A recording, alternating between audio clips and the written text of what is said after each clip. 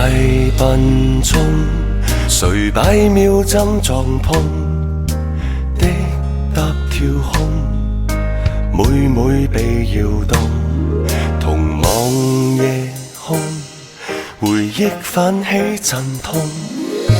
感激你陪我聽過風，從前慢慢地聊，短短康橋，優雅的別了，輕輕的你揮揮兩袖，再會了藍調。從前或現在，從來都不改，仍然都假裝在笑。只知當你走開，不用乞討你微笑。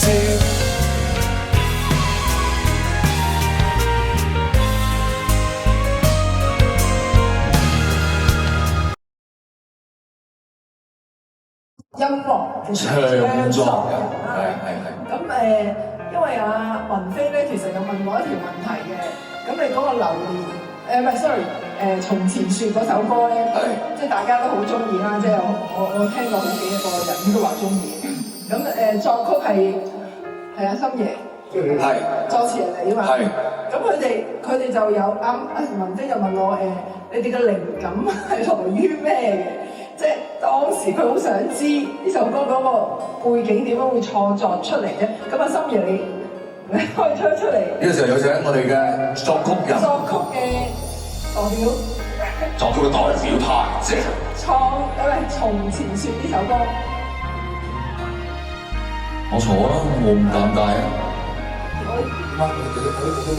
我哋當時點解會點搞呢首歌㗎？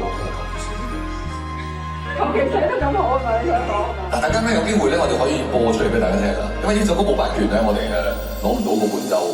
當然啦，如果要攞，要喺翻呢個作曲人身上去攞到先得。即係個版權擁有者。係啦。你真係求其作？我真係求其寫一首。嗱，佢係求其作咗個曲出嚟咧，但我係用心寫文詞嘅喎。所以先可以。你以為啊？呢首歌可能求其嘅，即係你因為你都會有啲創作嘅。嗰陣時諗住個旋律就係會覺得係開心啲嘅啫，冇乜其他。但係佢後尾就阿女用嘅詞係都係唔係開心嘅。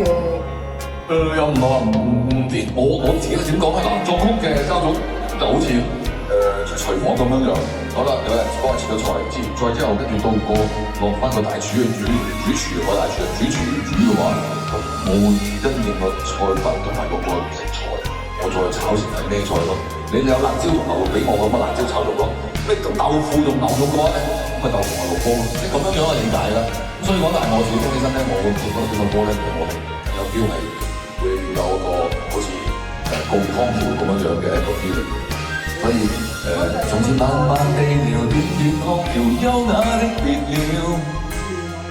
就因為你嗰個感覺係優雅，好似你講嘅錯啦，即係俾我感覺係優美，即係嗰種，即係唔係你其實唔係我寫嘅時候，你笑住寫。你笑住點樣？即係諗住啲即係第啲啊。總之唔係諗佢嘅。